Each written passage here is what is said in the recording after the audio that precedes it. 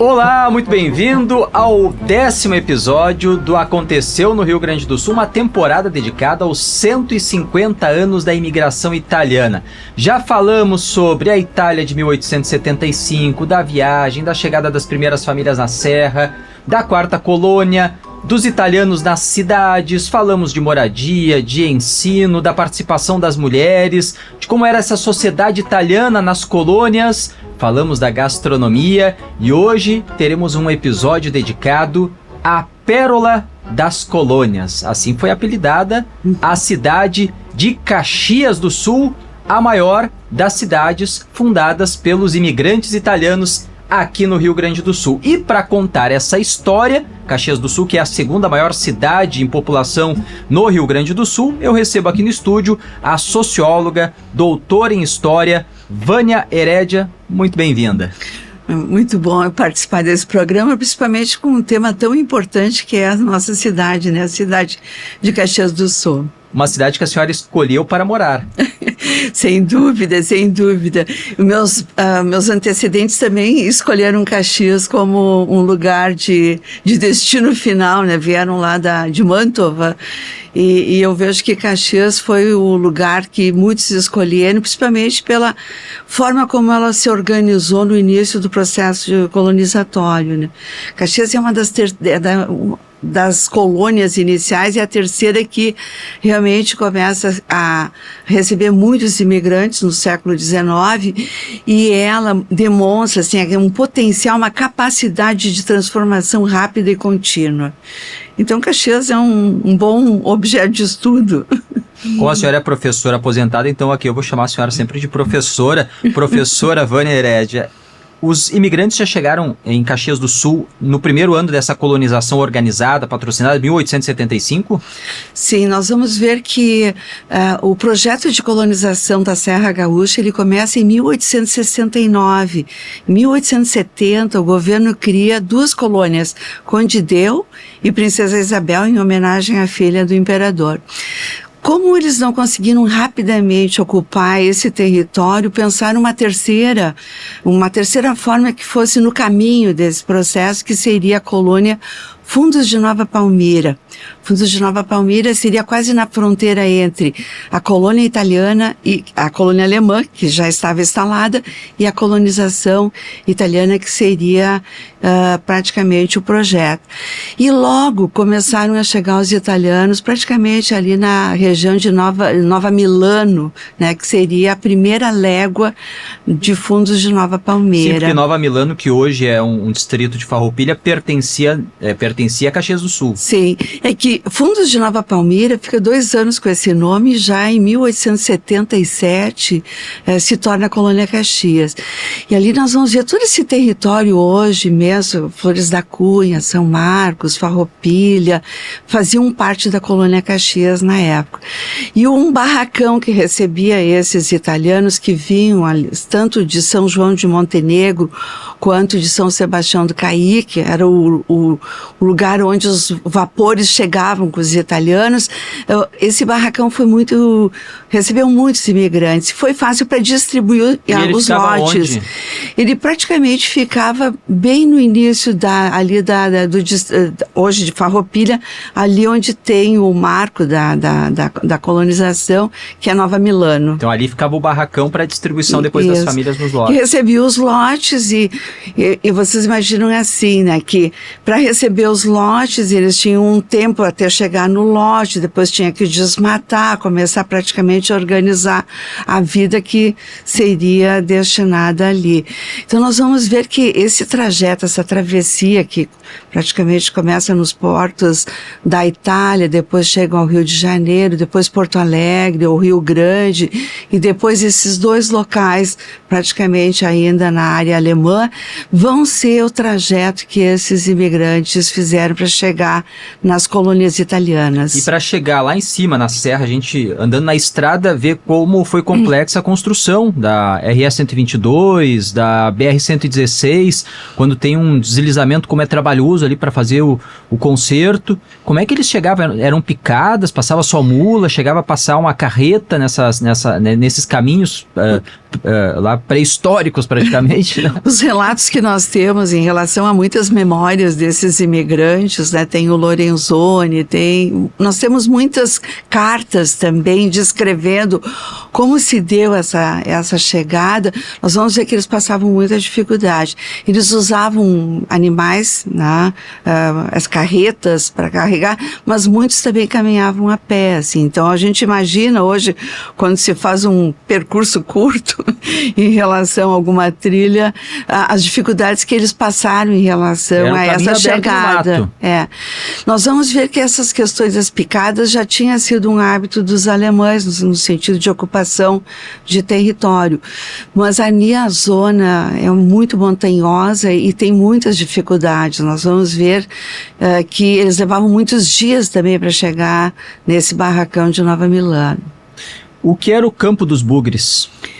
Bom, o Campo dos Bugres foi uma denominação que foi dada principalmente para toda a colônia Caxias, porque antes de chegarem os italianos, essa região ela era um lugar que passavam as tropas, principalmente para chegarem à parte do litoral e depois seguirem para São Paulo. Então nós vamos ver que antes de chegar os italianos, tem estudos inclusive do Instituto Anchietano, que mostra que quando os italianos chegaram nessa região não tinham mais os índios, mas eles já haviam habitado ali. E era um lugar em que chamavam a questão dos índios caigangues. E tinham indivíduos que procuravam esses índios, objetos dessa comunidade que existia até ali. Inclusive em Caxias tem muitos resquícios, cemitérios, habitações desse grupo indígena. Então tem essa história que se caçavam os índios, né? Nós vamos ver que em outras regiões do Rio Grande do Sul existia realmente essa questão dos indígenas. E ali ficou assim, aqui é o Campo dos Bugres, ou seja, daqueles que habitavam antes da chegada dos italianos. É um nome anterior aos italianos ou os imigrantes que deram esse nome à região? É um nome que os italianos deram, porque antes praticamente a gente conhecia assim, essas terras de passagem, né? Nós vamos ver que próximo de Caxias, aonde tem o caminho que vai hoje para o litoral gaúcho e depois para a questão de São Paulo, que era o caminho que faziam para levar mercadorias, mas principalmente o gado, tá? Nesses locais tinha essa questão de conhecimento, mas não dos italianos, mas dos portugueses, né? Os portugueses nós vamos ver que eram encarregados por essa questão desse comércio, né? Que acontecia no sul do Rio Grande do Sul, né? A questão mais do gado, do charque. Então essa questão dos bugres é algo que remete a essa história mais recente da imigração. Recente não, né? Século XIX. A senhora já disse aqui que 2 anos depois da chegada das primeiras famílias, chegaram em 1875, em 1877 já ganhou o novo nome Colônia Caxias, em homenagem ao Duque de Caxias. A sede, onde hoje é a região central de Caxias do Sul, ela surgiu como, por que naquele local? Era uma região que já era mais aberta, não tinha tanta mata fechada. Por que aquela região acabou virando depois o centro dessa colônia e depois de uma cidade? No início, quando foi feito o planejamento da colônia Caxias pela Diretoria de Terras e Colonização do Império, a ideia da sede seria em Nova Milano. Mas nesse período que foi depois transformada em colônia Caxias, se pensou que a forma mais acessível de distribuir os colonos nas terras, nos lotes coloniais, seria ser um ponto central da colônia. Então escolheram a Quinta Légua, que é praticamente o centro onde a sede urbana de Caxias, para fazer essa distribuição. Em 1877 nós vamos ver que já tem assim vários prédios interessantes, até olhando na historiografia, que ficavam encarregados de fazer os documentos desses imigrantes que chegaram, e logo praticamente a colônia Caxias ela cresceu, porque ela se emancipa em 1884. Ela se torna 5º distrito de São Sebastião do cair praticamente 10 anos depois. É pouco tempo, se for pensar, Sim. e porque a emancipação mesmo, depois quando vira município, também foi rápida. Foi rápido, foi praticamente 6 anos depois. 1890, a gente está falando de 15 anos. 15 anos, mas veja, 1875, 1884 emancipação, ou seja, distrito já de São Sebastião, e 1890 município que seria autônomo. Ali começa uma vida praticamente, um desenvolvimento muito importante para a questão da colônia italiana, desvinculado da colônia alemã, em 1890. Porque deu autonomia. Sim, sim. E essa localização centralizada também é interessante, porque ali as cidades elas surgiam normalmente em função de caminhos logísticos. Poderia ser uma beira de estrada, poderia ser a água, né? A beira de no caso de um porto, podia ser no mar, mas principalmente nos rios, e assim surgiam os núcleos principais das comunidades que depois viraram municípios. Caxias do Sul, não me parece que naquela região central era pela localização mesmo central dentro da colônia. Porque nós vamos ver assim, toda a organização da colônia Caxias, ela tem essa área urbana bem delimitada, mas o crescimento todo é na área rural, porque os colonos, praticamente os imigrantes, quando chegam, eles vão para lotes rurais, e os lotes na época eram de 25 hectares, então não são grandes propriedades, e eles ficam conectados com a sede urbana para as trocas, para a realização de atividades praticamente urbanas, mas em cada um desses lotes organizados eles vão construir capelas, e nessas capelas eles praticamente vão interagir com uma vida, praticamente pequenos grupos, pequenas comunidades que depois vão crescer e vão realmente gerar uma vida quase própria, né? Vamos dizer assim, Ana Rec, Galópolis, né? Desvio Risso, Forqueta, que depois se tornam distritos de Caxias, são áreas rurais ocupadas por esses imigrantes bem no começo da obra da colonização. Porque tudo era longe para o transporte da época. Mesmo sendo na mesma colônia, até chegar na sede para fazer essa troca, o comércio, era demorado. Sim, porque tu imaginas assim, a estrada de ferro chega em Caxias em 1910, a energia elétrica em 1913. Mas nós temos já ainda na parte colonial, olhando assim para os dados estatísticos da colônia em Caxias em 1882, 84, ali no período da própria emancipação, uma série de oficinas, uma série de pequenas indústrias, assim, que tinham a ver com o desenvolvimento agrícola do período, que era a questão do plantio do trigo, plantio do milho, a questão da uva, e que precisava de alguns equipamentos para poder fazer esse desenvolvimento da própria agricultura. Então nós vamos ver assim, funilarias, carpintarias, a questão dos pedreiros, marceneiros, já registrados em 1884. Quer dizer, uma coisa que eu sempre cito como pitoresca, em 1884 já tinha uma fábrica de pó de inseticidas. A fábrica de pó de inseticidas que tinham vindo com aquele conhecimento técnico, químico de regiões do Vêneto, onde a questão da uva, a questão dos vinhedos era algo importante. Então nós vamos ver que os colonos tiveram essa capacidade de adaptar na região aspectos que fossem importantes para o próprio desenvolvimento econômico. E é muito interessante identificar a questão dos registros das profissões, bem no início, por exemplo, da criação do município de Caxias, a diversidade de ofícios que a sede tinha. Então a sede tem esse aspecto de ser um potencial transformador, né, da própria colônia.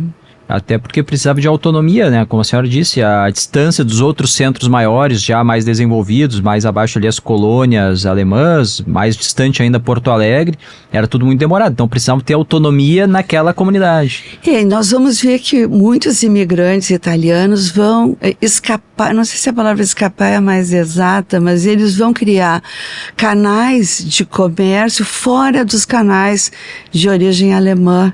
Então, ao invés muitas vezes de vender terem o vinho, a graspa, na capital, eles foram diretamente para São Paulo. O caso do Abramo Ebel, o Carlos Antônio Perutini, que foi um grande vitivinicultor, eles vão conseguir os mercados no estado de São Paulo, onde tinham muitos italianos. Já tinha contatos. E aí eles começam um desenvolvimento fora daquele circuito já estabelecido pelos alemães.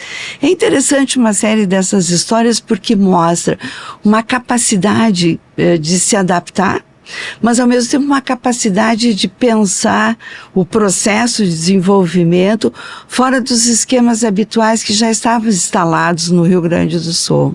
E quando formaram essa sede da colônia, pessoas de outras origens também foram morar lá, ou basicamente quase todo mundo era de origem italiana? Não, nós vamos encontrar, devido à questão da reorganização da Itália, ali pelo Congresso de Viena, a questão da reorganização geopolítica da Itália no século XIX, nós vamos encontrar muitos austríacos, de origem austríaca, e depois nós poderíamos dizer do Império Austro-Húngaro, nós vamos encontrar russos também, franceses, mas a predominância realmente é de italianos, né? E o perfil dos colonizadores de Caxias é o mesmo das outras colônias, seja da Serra ou da quarta colônia, região central?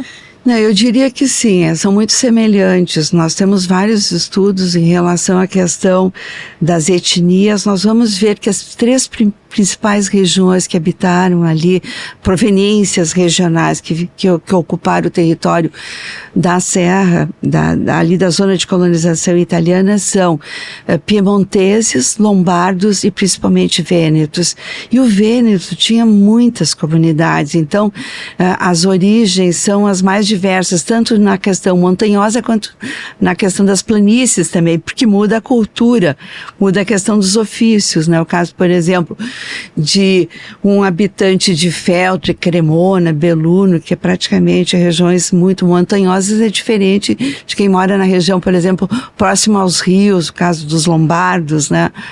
O caso mesmo dos piemonteses.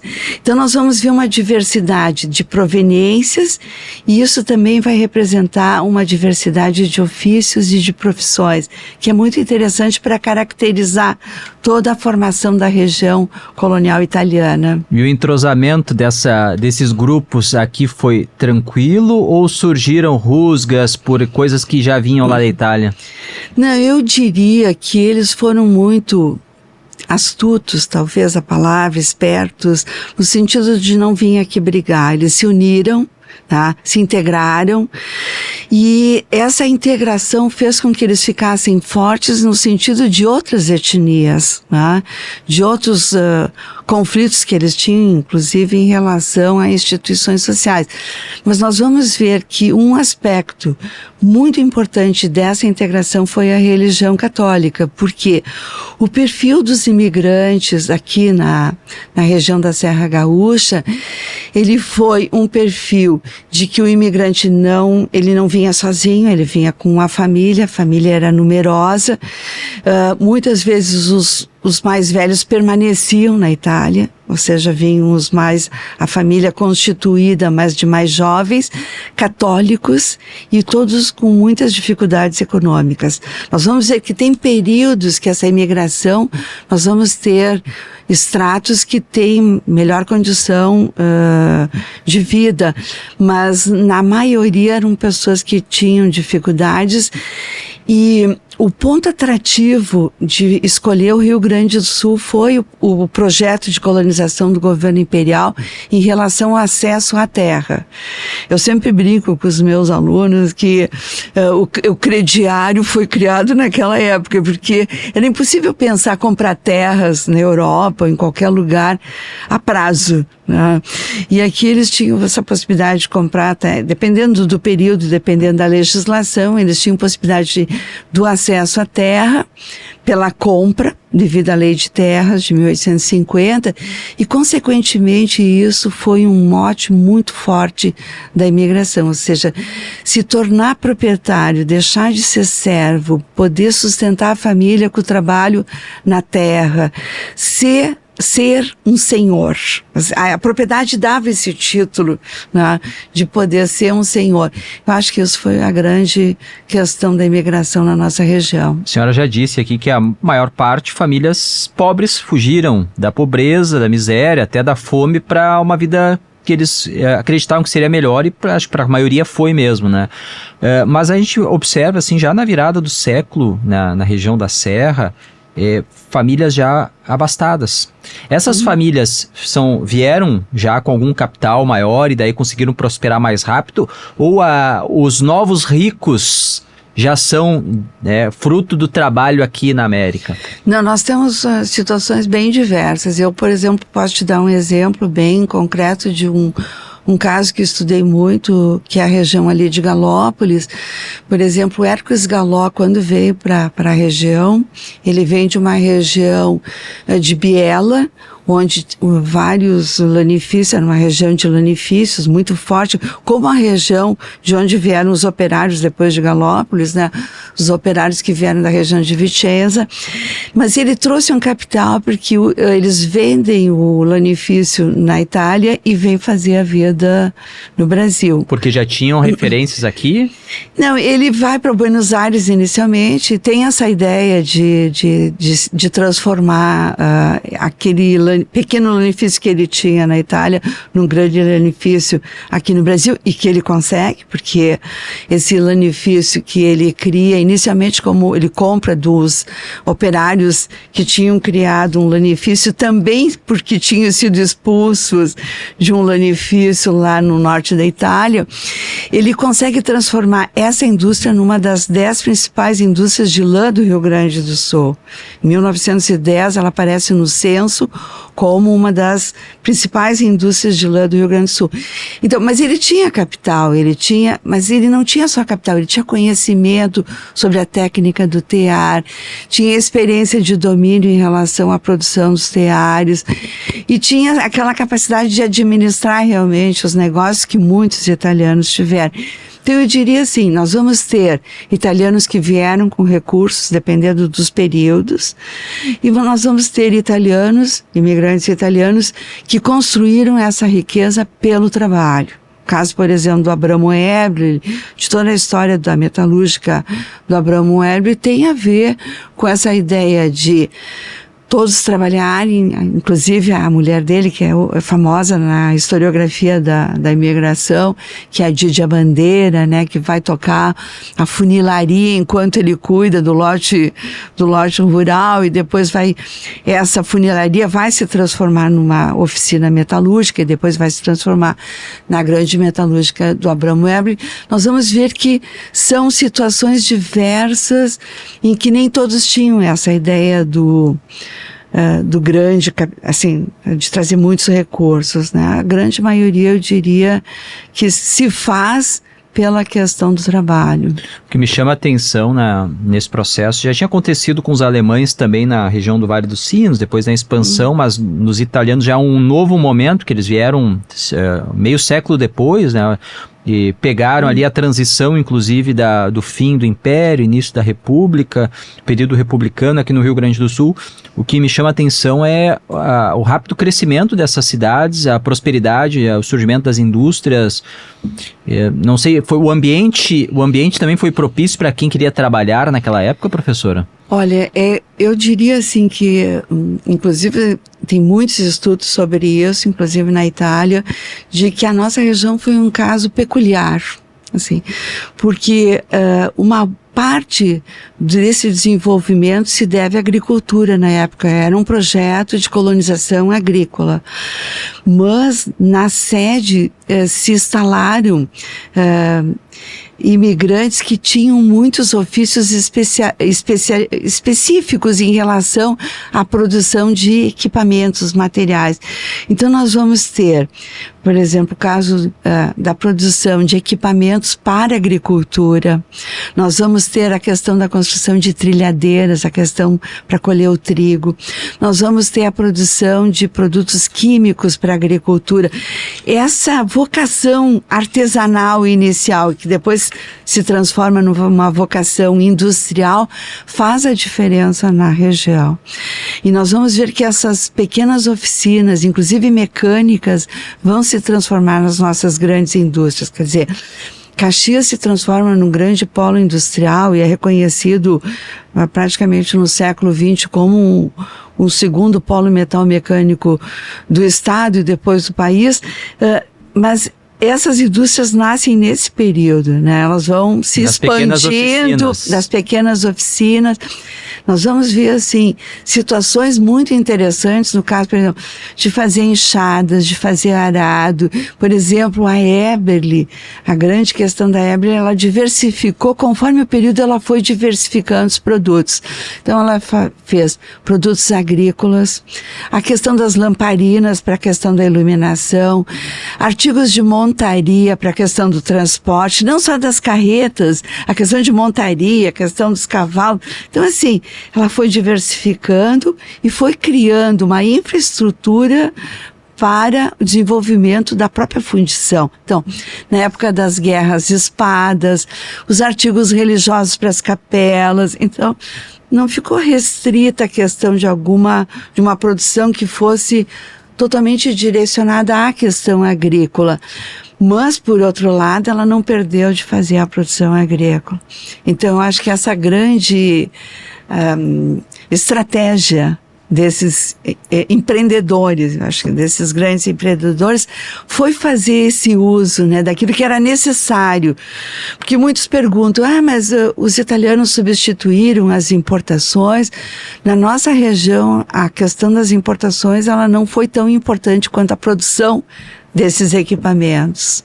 Então nós podemos dizer, em partes ela substitui as importações, mas em parte ela produz aquilo que é necessário para o desenvolvimento da colônia. O nome Caxias do Sul já é posterior, porque quando se emancipou de São Sebastião do Caí em 1890, o nome era Vila de Santa Teresa de Caxias. Isso. E daí depois o nome de Caxias do Sul, para não ter a confusão com Caxias do Rio de Janeiro? Não, eu acho que foi uma questão que a Vila de Santa Teresa era porque a padroeira de Caxias no início, a questão do catolicismo foi sempre muito forte na nossa região. Ela era uma homenagem a Santa Teresa. A gente vai ver assim que a própria a igreja matriz, ela é muito semelhante a uma igreja lá da Itália. Então tinha os modelos eram muito muito típicos.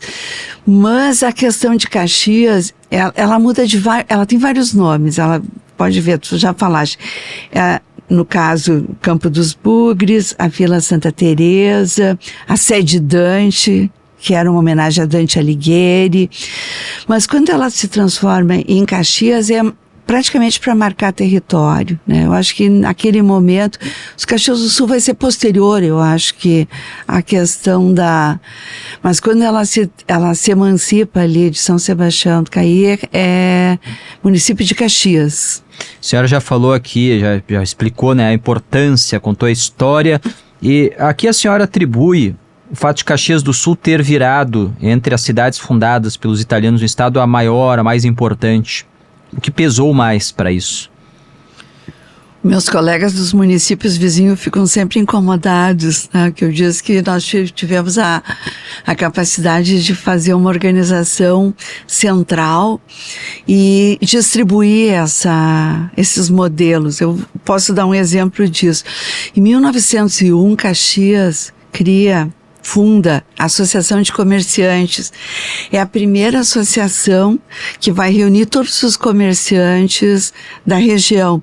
Não só praticamente os de Caxias, mas praticamente das colônias vizinhas. Posteriormente, os outros municípios começam também a criar o modelo de associação dos comerciantes, né, que depois vai ser a nossa Câmara de Indústria e Comércio, num modelo de Caxias. Então, eu acho que nós tivemos alguns protagonistas importantes, assim, criativos, que souberam defender os interesses não da cidade, os interesses da região. Porque, por exemplo, o caso da Associação de Comerciantes, qual que era o objetivo da criação dessa associação?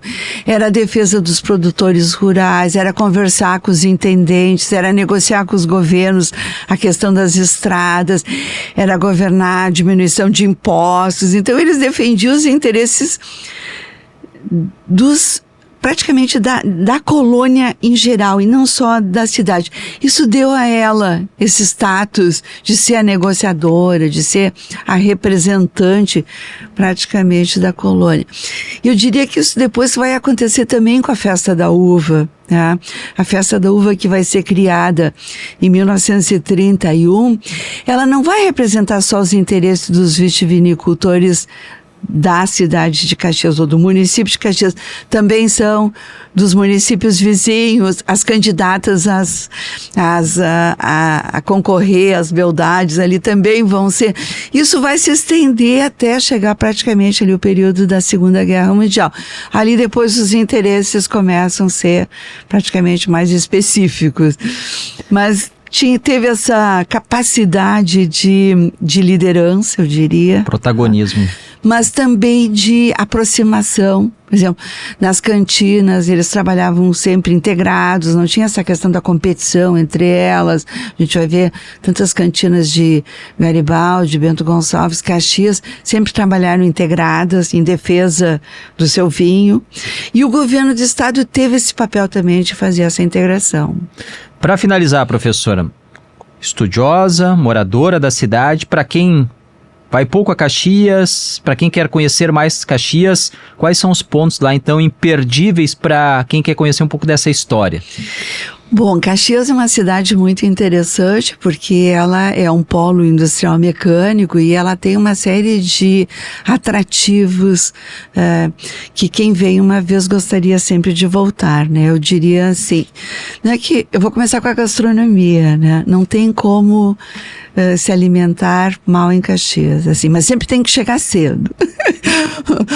A questão da fartura é uma característica importante, a diversidade também dessa alimentação, mas nós temos, por exemplo, muitas indústrias importantes que são possíveis de visitação. Nós temos um Monumento Nacional Imigrante, que é um lugar de visitação obrigatória. Nele tem um acervo com muitos elementos da historiografia da imigração. Nós temos em vários distritos do município de Caxias centros de atração, caso, por exemplo, de Galópolis, nós temos um instituto de memória histórica vinculado à história da imigração, que é muito interessante, conta a história de Hércules Galó, dos descendentes, dos operários, né? É um lugar que eu diria assim, que conseguiu manter as características de uma comunidade étnica, até hoje, muito tradicional. Nós temos os demais municípios, os distritos que também têm muitos atrativos, mas na própria cidade nós temos a Universidade de Caxias, que tem um instituto histórico muito importante, tem um lugar também que eu diria de visitação. Nós temos, assim, detalhes em relação à questão de culturas mais antigas, em relação ao vinho, né, nas proximidades, a questão de alguns roteiros turísticos. Então tem que vir a Caxias, né? Professora aposentada, socióloga, doutora em História, muito obrigado pela aula aqui, Vânia Herédia. Volte sempre. Obrigado pelo convite. Muito bom. O 10º episódio da temporada do Aconteceu no Rio Grande do Sul, ainda teremos mais 2 nas próximas semanas, mas eu deixo o convite para você que não assistiu aos anteriores, estão lá os 9 anteriores, para você entender melhor a história de 150 anos dos italianos da imigração aqui no estado. Essa temporada do Aconteceu no Rio Grande do Sul, que tem um oferecimento de Supermercados Andreassa para toda a família, Farroupilha, berço da imigração italiana no estado, 150 anos de história e orgulho de suas origens, Casa Valduga, o tempo molda o vinho, a história molda o legado, Nostrale, cidadania italiana, sua cidadania, o nosso compromisso, UX, explore, cresça e conquiste, e Sicredi, é ter com quem contar, E eu conto com a tua audiência na próxima semana. Até lá, tchau.